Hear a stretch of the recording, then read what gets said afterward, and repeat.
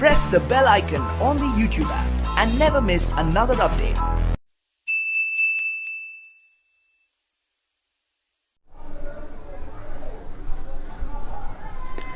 Hello friends, welcome back again on my YouTube channel MSc classes online. तो दोस्तों, आज के इस वीडियो में हम क्लास 10th के चैप्टर नंबर 5 अर्थमेटिक प्रोग्रेशन के बेसिक इंट्रोडक्शन को देखने वाले हैं। चलिए वीडियो स्टार्ट कर लेते हैं। लेकिन फ्रेंड्स, वीडियो स्टार्ट करने से पहले अगर आप हमारे चैनल पर नए हैं तो प्लीज़ आप हमारे चैनल को सब्सक्राइब कर लें और साथ ही साथ बेल आइकन को भी प्रेस कर लें ताकि मेरे द्वारा अपलोड की गई वीडियोज़ की नोटिफिकेशन सबसे पहले आप तक पहुँचे।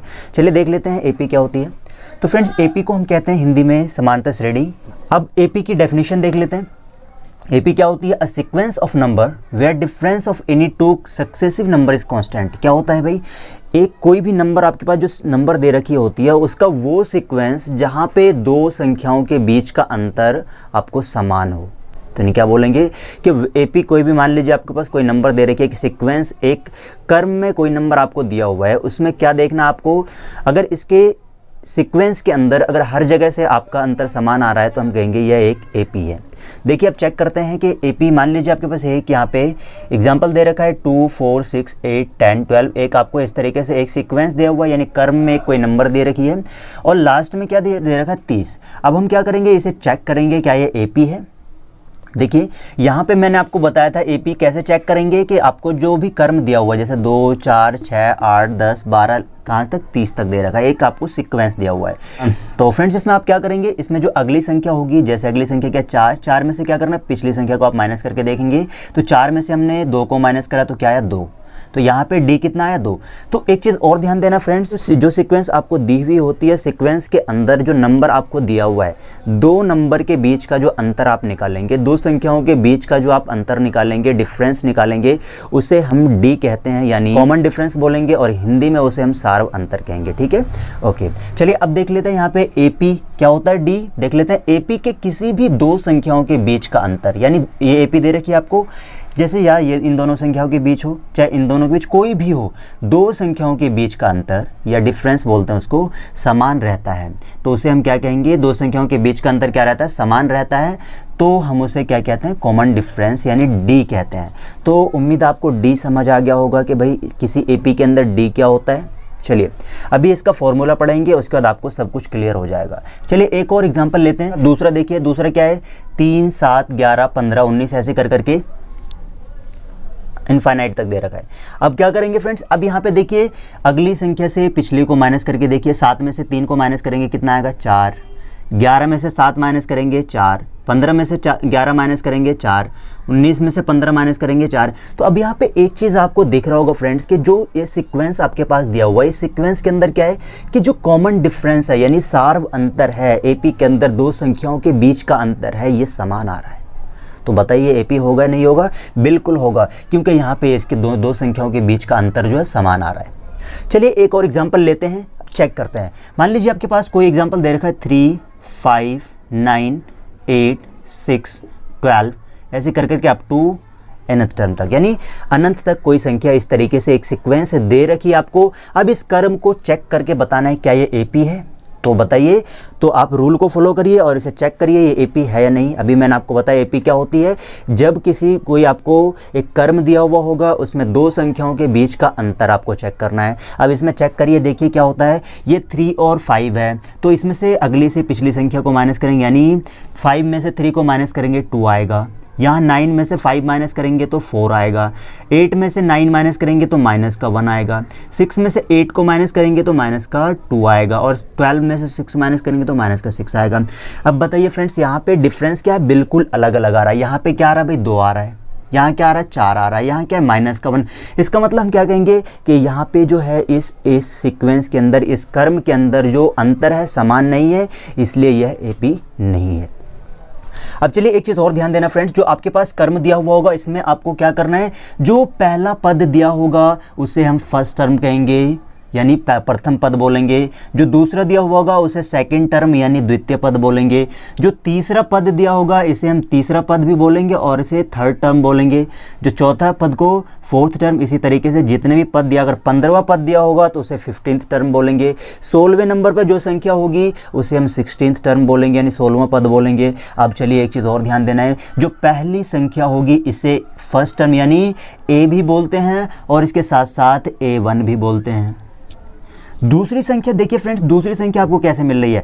दूसरी संख्या में क्या करा, यहाँ पे d कितना था 2 था, इस संख्या में हमने d को जोड़ दिया, यानी 2 में 2 को जोड़ा तो हमें 4 मिल गया। तो इसका मतलब क्या हुआ, a के अंदर हमने d को जोड़ा तो हमें क्या मिल गया, दूसरी संख्या यानी a2 मिल गया। इसलिए हम a2 को और क्या कहेंगे, a प्लस d भी कहेंगे।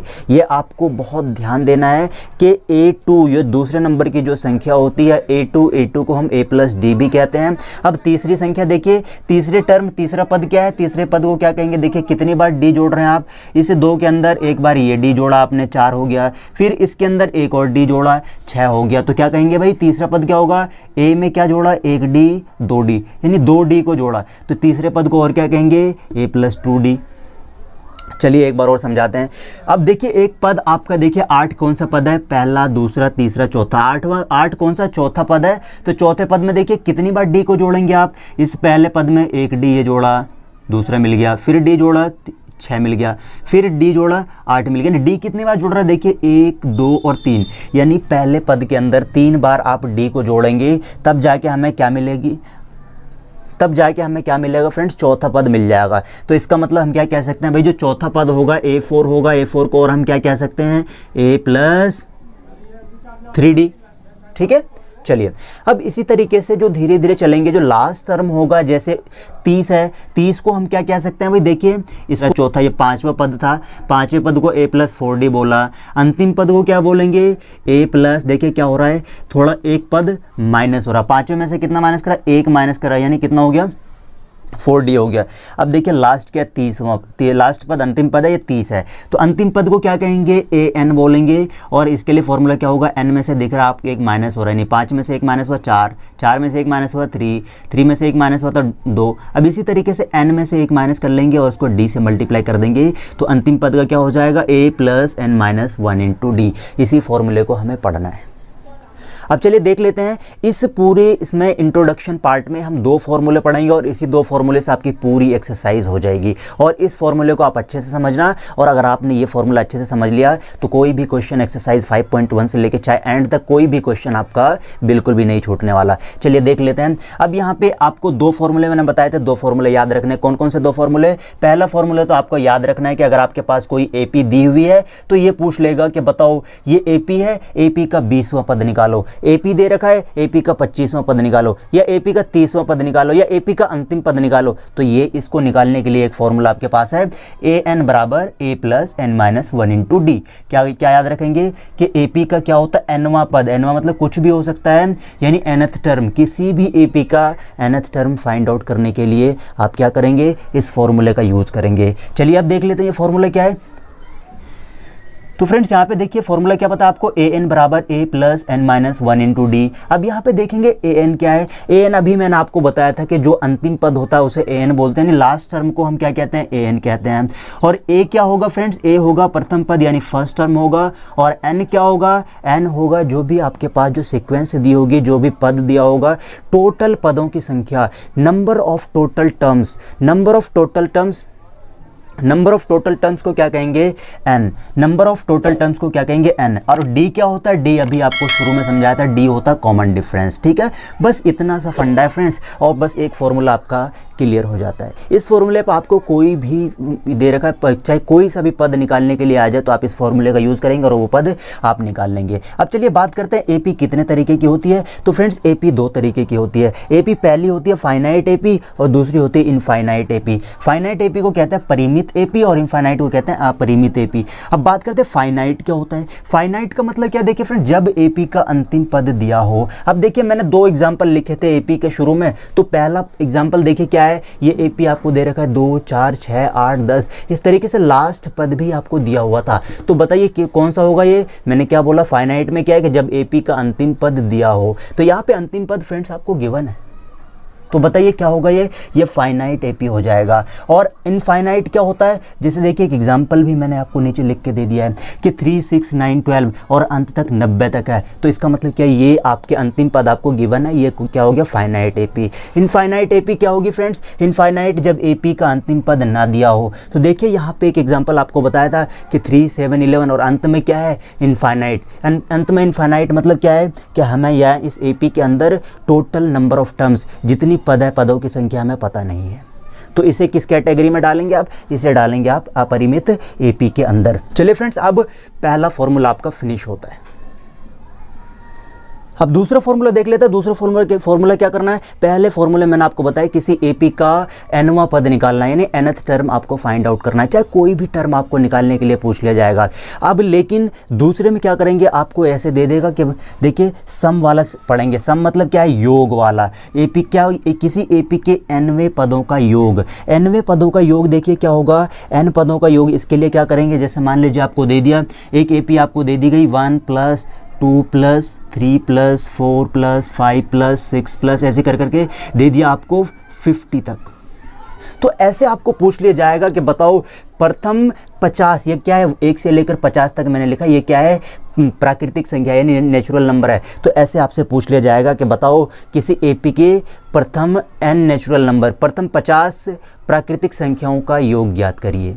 प्रथम 50, तो प्रथम 50 आप कैसे पता करेंगे फ्रेंड्स? पहले तो चेक करेंगे एपी है या नहीं। बिल्कुल एपी है, क्योंकि 2 में से 1 माइनस करेंगे 1 आएगा, 3 में से 2 माइनस करेंगे 1 आएगा, 4 में से 3 माइनस करेंगे 1 आएगा, यानी हर जगह से अंतर समान आ रहा है, इसलिए हम कहेंगे ये एपी है।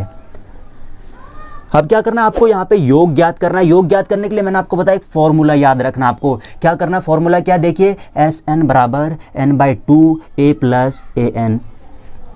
यहाँ पे मैंने फ्रेंड्स 2 फॉर्मूले लिखे हैं। ये 2 फॉर्मूला, ये वाला फॉर्मूला दोनों फ्रेंड्स एक ही है, ठीक है। अब चलिए देखते हैं। ये पहला फॉर्मूला क्या है? Sn = n/2 a + an। अब देखिए यहाँ पे ये कब यूज़ करना है? जब किसी एपी के nवें पदों का योग ज्ञात करना हो। और ये कब यूज़ करना है? जब किसी एपी का अंतिम पद दिया हो। अंतिम पद बोले तो an। अभी आपको बताया था an को कहते हैं अंतिम पद, a को कहते हैं प्रथम पद, n को कहते हैं कुल पदों की संख्या यानी total number of terms, Sn को कहते हैं sum of total number of terms. ठीक है फ्रेंड्स, अब बात कर लेते। देखिए ये तो कब यूज़ करेंगे? जब आपको लास्ट टर्म यानी अंतिम पद दिया हो। और Sn का दूसरा फॉर्मूला देखिए क्या होता है? इसी को मैंने थोड़ा मॉडिफाई कर दिया है। ये n/2 2a + n-1 × d। ये फॉर्मूला फ्रेंड्स कब यूज़ करेंगे? जब आपको एपी का कोई लास्ट टर्म ना दिया हो, तब आप ये फॉर्मूला यूज़ करेंगे। अब बात करते हैं तीसरा। देखिए इसी को मैंने थोड़ा सा वो करा है।